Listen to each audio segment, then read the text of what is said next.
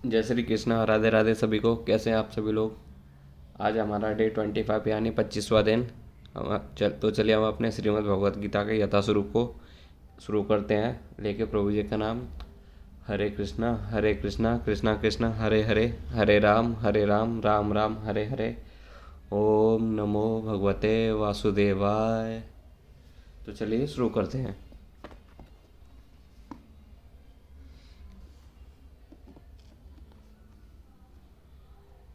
जैसा कि आपको पता ही होगा, कल हमने इसको यहाँ तक कर लिया था। आज हम उसका यहाँ से शुरू करते हैं। अध्याय 10 है अपना। मैं महर्षियों से भृंगु हूँ, वाणी में दिव्य ओंकार हूँ, समस्त यज्ञों में पवित्र नाम का कीर्तन जप तथा समस्त अंचलों में हिमालय हूँ। ब्रह्मांड के प्रथम जीव ब्रह्मा ने विभिन्न योनियों के विस्तार के लिए कई पुत्र उत्पन्न किए। उनमें से भृगु सबसे शक्तिशाली मुनि थे। समस्त दिव्य ध्वनियाँ में ओंकार कृष्ण का रूप है। समस्त यज्ञों में हरे कृष्ण कृष्ण कृष्ण हरे हरे, हरे राम राम राम हरे हरे का जप सर्वाधिक शुद्ध रूप है। कभी कभी पशु यज्ञ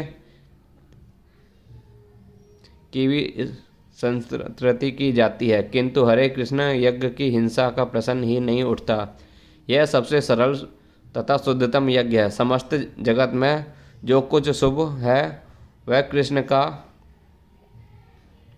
रूप है। अतः संसार का सबसे बड़ा पवित्र हिमालय भी उन्हीं का स्वरूप है, जिससे वो पिछले श्लोक में मेरु का उल्लेख हुआ था। परंतु मेरु तो कभी कभी सचल होता है, लेकिन हिमालय कभी सचल नहीं होता। अतः हिमालय मेरु से बढ़कर है। मैं समस्त वृक्षों में अत्यंत वृक्ष हूँ और देव ऋषियों में नारद हूँ। मैं गंधर्वों में चित्ररथ हूँ और सिद्ध पुरुषों में कपिल मुनि हूँ। अश्वत्थ वृक्ष सबसे ऊंचा तथा सुंदर वृक्ष है, जिसे भारत में लोग नित्य प्रति नियम पूर्वक पूजते हैं। देवताओं में नारद विश्वधर के सबसे बड़े भक्त माने जाते हैं और पूजित होते हैं। इस प्रकार वे भक्त के रूप में कृष्ण के स्वरूप में गंधर्व लोक ऐसे निवासियों से पूर्ण है जो बहुत अच्छा गाते हैं, जिनमें से चित्ररथ सर्वश्रेष्ठ गायक हैं। सिद्ध पुरुष से देवहूति के पुत्र कपिल मुनि कृष्ण प्रतिनिधि हैं। वे कृष्ण के अवतार माने जाते हैं। इनका दर्शन भागवत में उल्लेखित है। बाद में भी एक अन्य कपिल प्रसिद्ध हुए, किंतु वे नास्तिक थे। अतः इन दोनों में महान अंतर है। घोड़ों में मुझे उच्च श्रवा जानो, जो अमृत के लिए समुद्र मंथन के समय उत्पन्न हुआ था। गजराजों में मैं ऐरावत हूँ तथा मनुष्यों में राजा हूँ। एक बार देवों तथा असुरों में समुद्र मंथन में भाग लिया। इस मंथन में अमृत तथा विष प्राप्त हुए। विष को तो शिवजी ने पी लिया, किंतु अमृत के साथ अनेक जीव उत्पन्न हुए, जिनमें से उच्च श्रवा नामक घोड़ा भी था। इसी अमृत के साथ एक अन्य पशु ऐरावत नामक हाथी भी उत्पन्न हुआ। चूँकि ये दोनों पशु अमृत के साथ उत्पन्न हुए थे, अतः इनका विशेष महत्व है कि ये कृष्ण के प्रतिनिधि हैं। मनुष्य में राजा कृष्ण का प्रतिनिधि है, क्योंकि कृष्ण ब्रह्मांड के पालक हैं और अपने देवी गुणों के कारण नियुक्त किए गए राजा भी हैं। अपने राज्यों में पालनकर्ता होते हैं। महाराज युधिष्ठिर, महाराज परीक्षित तथा भगवान राम जैसे राजा अत्यंत धर्मात्मा थे, जिन्होंने अपनी प्रजा को सदैव कल्याण सोचा। वैदिक साहित्य में राजा को ईश्वर का प्रतिनिधि माना गया है, किंतु इस युग में धर्म के ह्रास होने से राजमंत्र का पतन हुआ और अत्यंत विनाश हो गया। किंतु यह समझना चाहिए कि भूतकाल में लोग धर्मात्मा राजाओं के अधीन रहकर अधिक सुखी थे। मैं हथियारों में वज्र हूँ, गायों में सुरभि हूँ, सनती में उत्पत्ति के कारण मैं प्रेम का देवता कामदेव तथा सपों में वासिक हूँ। वज्र सचमुच अत्यंत बलशाली हथियार है और यह कृष्ण की शक्ति का प्रतीक है। वैकुंठ लोक में स्थिर कृष्ण लोक की गायें किसी भी समय दुही जा सकती हैं और उनमें जितना चाहे उतना दूध प्राप्त कर सकता है। निसंदेह इस जगत का में ऐसे गाय नहीं मिलती, किंतु कृष्ण लोक में इनके होने का उल्लेख है। भगवान ऐसी अनेक गायें रखते हैं जिन्हें सुरभि कहा जाता है कि भगवान ऐसी गायों के चराने में व्यर्थ रहते हैं। कंदर्प काम वासना है जिससे अच्छे पुत्र उत्पन्न होते हैं। कभी केवल इंद्रिय तृप्ति के लिए संभोग किया जाता है, किंतु ऐसा संयोग कृष्ण का प्रतीक नहीं। अच्छा संतान की उत्पत्ति के लिए किया गया संभोग कंदर्प कहलाता है और वह कृष्ण का प्रतिनिधि होता है।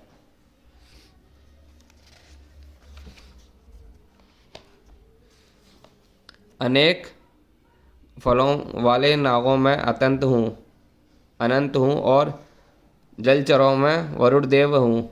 मैं पितरों में अर्यमा हूँ तथा नियमों में निर्वाहकों में मृतराज का यम हूँ। अनेक फलों वाले नाग में अनंत सबसे प्रधान है और इसी प्रकार जलचरों में वरुण देव प्रधान है। ये दोनों कृष्ण के प्रतिनिधित्व करते हैं। इस प्रकार पितृलोक के अधिष्ठा अर्यमा है जो कृष्ण के प्रतिनिधि हैं। ऐसे अनेक जीव जो दुष्टों के दंड देते हैं, किंतु इनमें यम प्रमुख है। यम पृथ्वी लोक के निकटवर्ती लोक में रहते हैं। मृत्यु के बाद पापी लोगों को वहां ले जाया जाता है। यम उन्हें तरह तरह के दंड देने की व्यवस्था करते हैं।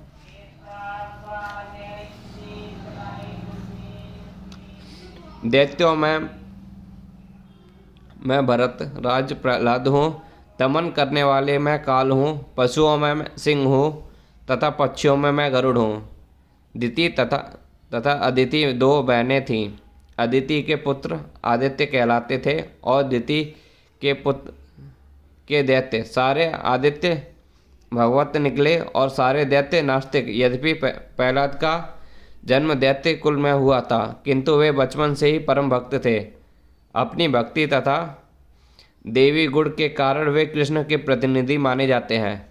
दमन के अनेक नियम हैं, किंतु काल इस संसार की हर वस्तु को छीड़ कर देता है, अतः वह कृष्ण का प्रतिनिधित्व कर रहा है। पशुओं में सिंह सबसे शक्तिशाली तथा सिंह होता है और पक्षियों के लाखों प्रकार के भगवान विष्णु का वाहन गरुड़ सबसे महान है।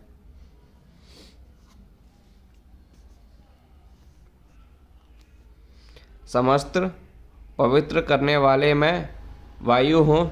शस्त्रधारियों में मैं राम, मछलियों में मगर तथा नदियों में गंगा हूँ। समस्त जलचरों में मगर सबसे बड़ा और मनुष्य के लिए घातक होता है, अतः मगर कृष्ण का प्रतिनिधित्व करता है।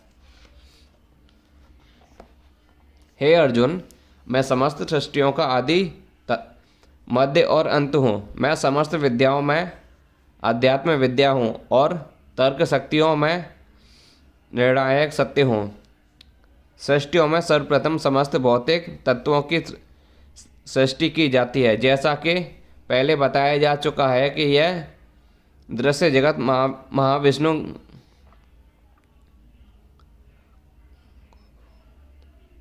गबोदर काशी विष्णु तथा क्षीरोदर काशी विष्णु द्वारा उत्पन्न और संचालित है। बाद में इसका संहार शिवजी द्वारा किया जाता है। ब्रह्म गोटा सृष्टा है, सृजन पालक तथा संहार करने वाले ये सारे अधिकारी परमेश्वर के भौतिक गुणों के अवतार हैं।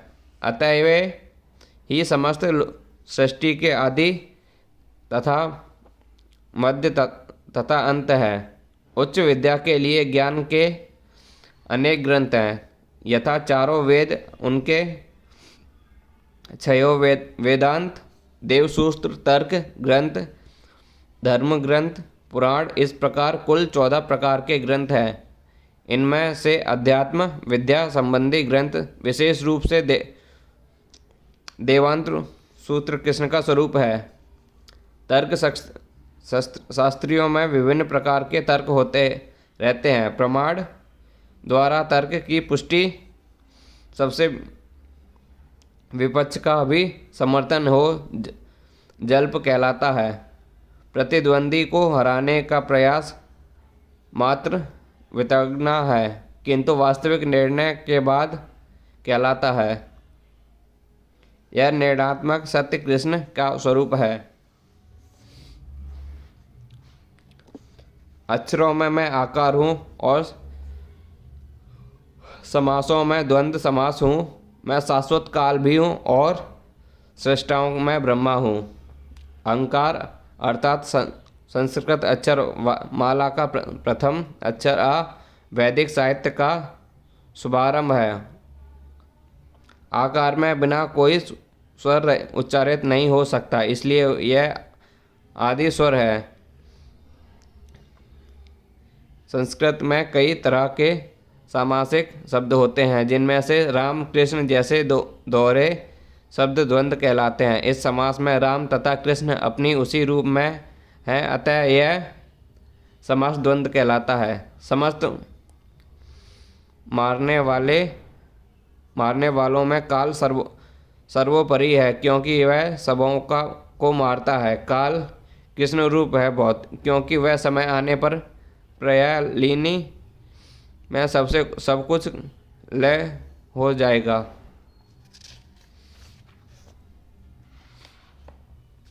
सृजन करने वाले जीवों में चतुर्मुख ब्रह्मा प्रधान है, अतः वे भगवान कृष्ण के प्रतीक है। मैं सर्वभक्षी मृत्यु हूँ और मैं ही आगे होने वाले को उत्पन्न करने वाला हूँ। स्त्रियों में कीर्ति, श्रु, वाक, स्मृति, सेवा, मेघा, धृति तथा क्षमा हूँ। ज्यों ही मनुष्य जन्म लेता है वह क्षण मरता रहता है। इस प्रकार मृत्यु समस्त जीवों का हर क्षण भक्षण करती रहती है, किंतु अंतिम आघात मृत्यु कहलाता है। यह मृत्यु कृष्ण ही है। जहाँ तक भावी विकास का संबंध है, मैं सारे जीवों में 6 परिवर्तन होते हैं। वे जन्मते हैं, बढ़ते हैं, कुछ काल तक संसार में रहते हैं, संतान उत्पन्न करते हैं, छीड़ होते हैं और अंत में समाप्त हो जाते हैं। इन 6 परिवर्तनों में पहला गर्भ से मुक्ति है और यह कृष्ण है। प्रथम उत्पत्ति ही भावी कार्यों के शुभारंभ है। यहाँ जिन 7 ऐश्वर्यों का उल्लेख है वे स्त्रीवाचक हैं: कीर्ति, श्री, वाक, स्मृति, मेघा, धृत तथा क्षमा। यदि किसी व्यक्ति के पास ये सभी या इनमें से कुछ ही होते हैं तो वह यशस्वी होता है। यदि मनुष्य धर्मात्मा है तो वह यशस्वी होता है। संस्कृत पूर्ण भाषा है, अतः यह अत्यंत यशस्विनी है। यदि कोई पढ़ने के बाद विषय में स्मरण रख सकता है तो उसे उत्तम स्मृति मिली होती है।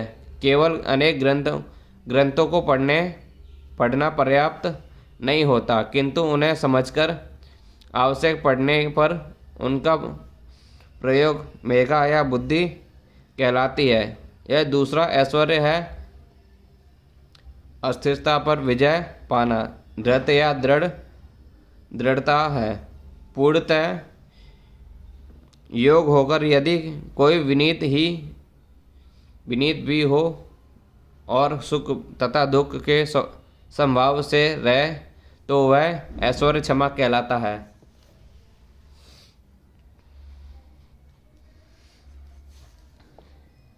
मैं सामदेव के गीतों में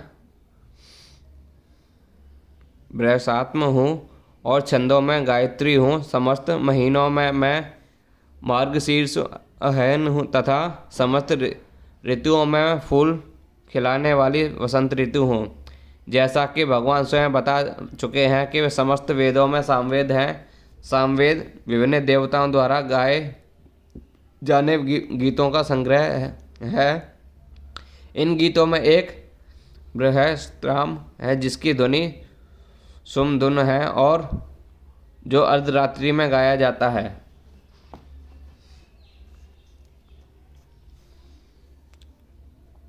संस्कृत में काव्य के निश्चित विधान है। इसके लय तथा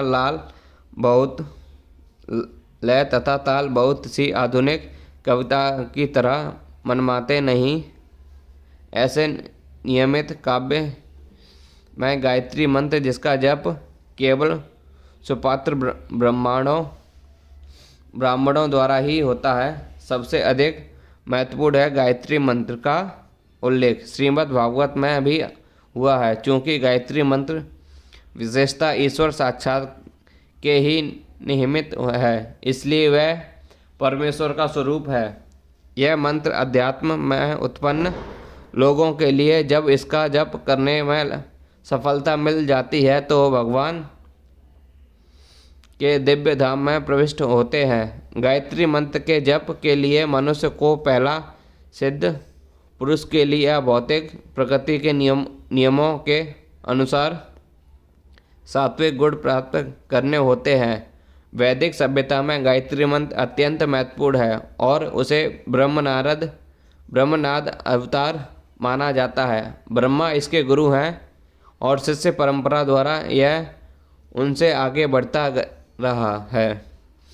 मासों में अग्नि मार्गशीर्ष मास सर्वोत्तम माना जाता है क्योंकि भारत में इस मास में खेतों में अन्न एकत्र किया जाता है और लोग अत्यंत प्रसन्न रहते हैं। निसंदेह वसंत ऐसी ऋतु है जिसका विश्वधर में सम्मान होता है क्योंकि यह ना तो गर्म या ना तो बहुत गर्म रहती है ना सर्द और इनमें से वृक्ष फूल आते हैं। वसंत में कृष्ण की लीलाओं में संबंधित अनेक उत्सव भी मनाए जाते हैं।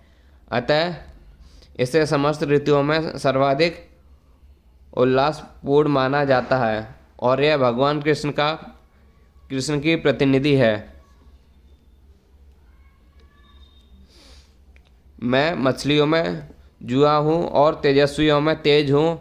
मैं विजय हूँ, साहस हूँ और बलवानों का बल हूँ। ब्रह्मांड में अनेक प्रकार की छलियाँ हैं। समस्त छल कपट कर्मों में द्रुत क्रीड़ा जुआ सर्वोपरि है और यह कृष्ण का प्रतीक है। परमेश्वर के रूप में कृष्ण किसी भी सामान्य पुरुष की अपेक्षा अधिक कपटी छल करने वाले हो सकते हैं। यदि कृष्ण किसी से छल करने की सोच लेते तो वह कोई उनसे पार नहीं हो सकता। उनकी महानता एकांगी न होकर सार्वभागी है। ये विजयी पुरुषों का विजय है। ये तेजस्वियों के तेज है। साहसियों तथा कर्मठों में वे सर्वाधिक साहसी तथा कर्मठ हैं। वे बलवानों में सर्वाधिक बलवान हैं। जब कृष्ण इस धराधर में विद्वान थे तो कोई भी उन्हें बल में हरा नहीं सकता। यहाँ तक कि अपने बाल्यकाल में उन्होंने गोवर्धन पर्वत उठा लिया था। उन्हें ना तो कोई छल से हरा सकता, ना तेज, ना विजय, ना साहस तथा बल में।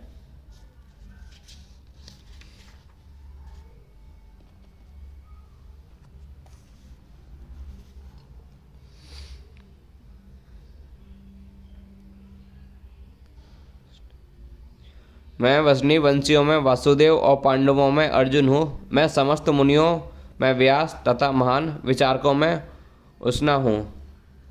कृष्ण आदि भगवान हैं और बलदेव कृष्ण के निकटतम अंश विस्तार हैं। कृष्ण तथा बलदेव दोनों ही वासुदेव के पुत्र रूप में उत्पन्न हुए, अतः दोनों वासुदेव कहा जा सकता है। दूसरी दृष्टि से चूंकि कृष्ण कभी वृंदावन नहीं त्यागते, अतः उनके जितने भी रूप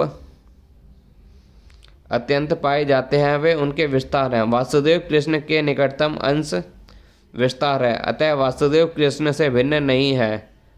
अतः इस श्लोक में आगत वासुदेव शब्द का अर्थ बलदेव या बलराम माना जाना चाहिए, क्योंकि वे समस्त अवतारों के उद्गम हैं और इस प्रकार वे वासुदेव के एकमात्र उद्गम हैं।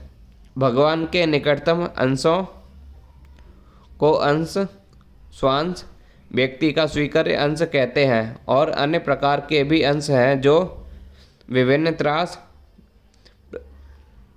प्रतिकृत अंश कहलाते हैं। पांडु पुत्रों में अर्जुन धनंजय नाम से विख्यात है। वह समस्त पुरुषों में श्रेष्ठतम है, अतः कृष्ण स्वरूप में है। मुनियों अर्थात वैदिक ज्ञान में पदु विद्वान के व्यास सबसे बड़े हैं, क्योंकि उन्होंने कलयुग में लोगों को समझाने के लिए वैदिक ज्ञान को अनेक प्रकार से प्रस्तुत किया और व्यास को कृष्ण के अवतार भी माने जाते हैं। अतः वे कृष्ण रूप में कविगण किसी विषय की गंभीरता से विचार करने में समर्थ होते हैं। कवियों में उष्णा अर्थात शुक्राचार्य असुरों के गुरु थे। आर्थिक बुद्धिमान तथा दूरदर्शी राजनेता थे। इस प्रकार शुक्राचार्य कृष्ण के ऐश्वर्य के दूसरे स्वरूप हैं। अराजकता को दमन करने वाले समस्त साधनों में से दंड हूँ और विजय के आकांक्षी है। उनकी नीति है रहस्यों में मैं मौन हूँ और बुद्धिमानों में ज्ञान हूँ। वैसे तो दमन के अनेक साधन हैं, किंतु इनमें सबसे महत्वपूर्ण है दुष्टों का नाश। जब दुष्टों का दंडित किया जाता है तो दंड देने वाला कृष्ण स्वरूप होता है। किसी भी क्षेत्र में विजय क्या आकांक्षा करने वाला नीति के ही विजय होती है। सुनने, सोचने तथा ध्यान करने की गोपनीय क्रिया में मौन धारण ही सबसे महत्वपूर्ण है, क्योंकि मौन रखने से जल्दी उन्नति मिलती है। ज्ञानी व्यक्ति वह है जो पदार्थ तथा आत्मा में भगवान की परा तथा अपरा शक्ति वेद कर सकते हैं। ऐसा ज्ञान शाश्वत कृष्ण है। यही नहीं हे अर्जुन, मैं समस्त सृष्टि का जनक बीज हूँ। ऐसा चर तथा अचर कोई भी प्राणी नहीं जो मेरे बिना रह सके। प्रत्येक वस्तु का कारण होता है और इस सृष्टि का कारण या बीज है। बीज कृष्ण है। कृष्ण की शक्ति के बिना कुछ भी नहीं रह सकता, अतः वे सर्वशक्तिमान कहा जाता है। उनकी शक्ति के बिना चर तथा अचर किसी भी जीव का अस्तित्व नहीं रह सकता। जो कुछ भी कृष्ण की शक्ति पर आधारित नहीं है वह माया है, अर्थात वह जो नहीं है। हे परंतप, मेरी देवी विभूतियों का अंत नहीं। मैं तुमसे जो कुछ कहा वह तो मेरी अनंत विभूतियों का संकेत मात्र है। जैसा कि वैदिक साहित्य में कहा गया है, यद्यपि परमेश्वर की शक्तियाँ तथा विभूतियाँ अनेक प्रकार से जानी जाती हैं, किंतु इन विभूतियों का कोई अंत नहीं है। अतएव समस्त विभूतियों तथा शक्तियों का वर्णन कर पाना संभव नहीं। अर्जुन की जिज्ञासा को शांत करने के लिए केवल थोड़े से उदाहरण प्रस्तुत किए गए। तुम जान लो कि सारा ऐश्वर्य, सौंदर्य तथा तेजस्वी सृष्टियों मेरे तेज के एक स्फुलिंग मात्र उद्भूत है। किसी भी तेजस्वी या सुंदर सृष्टि को, चाहे वह आध्यात्म जगत में हो या इस जगत में, कृष्ण के विभूत का अंश ही मानना चाहिए। किसी भी अलौकिक तेजयुक्त वस्तु को कृष्ण की विभूति समझना चाहिए। किंतु हे अर्जुन, इस सारे विशद ज्ञान की आवश्यकता क्या है? मैं तो अपने एक अंश मात्र से संपूर्ण ब्रह्मांड को व्याप्त होकर इसको धारण करता हूँ। परमात्मा के रूप ब्रह्मांड के समस्त वस्तुओं में प्रवेश कर जाने के कारण परमेश्वर का सारा भौतिक जगत का प्रतिनिधित्व है।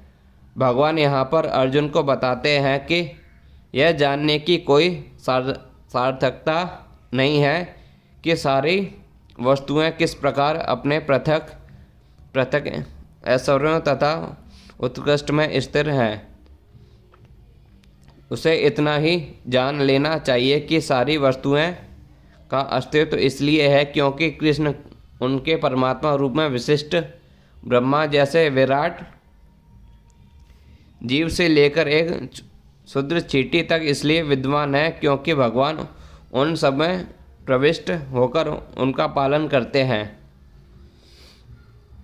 एक ऐसी धार्मिक संस्था मिशन भी है जो यह निरंतर प्रचार करती है किसी भी देवता की पूजा करने से भगवान या परम लक्ष्य की प्राप्ति होती होगी, किंतु यहाँ पर देवताओं की पूजा को पूर्णतः निरुत्साहित किया गया है क्योंकि ब्रह्म तथा शिव जैसे महानतम देवता भी परमेश्वर की विभूति के अंश मात्र हैं। वे समस्त उत्पन्न जीवों के उद्गम हैं और उनसे बढ़कर कोई भी नहीं। असमोघ धर्म है जिसका अर्थ है कि ना तो कोई उनसे श्रेष्ठ है ना उनके तुल्य।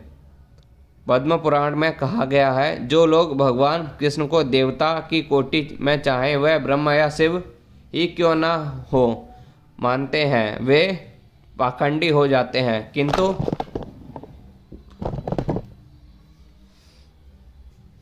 किंतु यदि कोई ध्यानपूर्वक कृष्ण की विभूतियाँ एवं उनकी शक्ति के अंश को अध्ययन करता है तो वह बिना किसी संयम के कृष्ण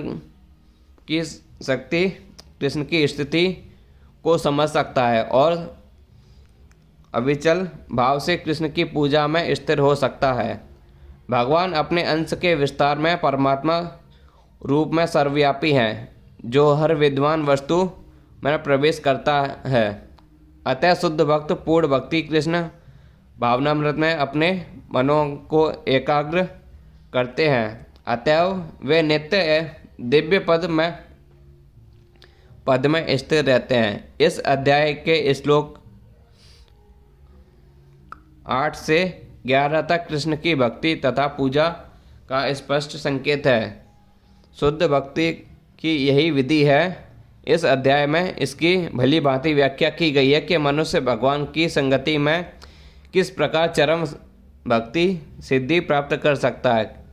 कृष्ण परंपरा के महान आचार्य श्रील बलदेव विद्याभूषण इस अध्याय की टीका का समापन इस कथन से करते हैं, प्रबल सूर्य भी कृष्ण की शक्ति से अपनी शक्ति प्राप्त करते हैं और सारे संसार का पालन कृष्ण के एक लघु अंश द्वारा होता है। अतएव श्री कृष्ण पूजनीय हैं। इस प्रकार श्रीमद् भगवद गीता के 10वें अध्याय श्री भगवान का ऐश्वर्य का भक्ति वेदांत तात्पर्य पूर्ण हुआ।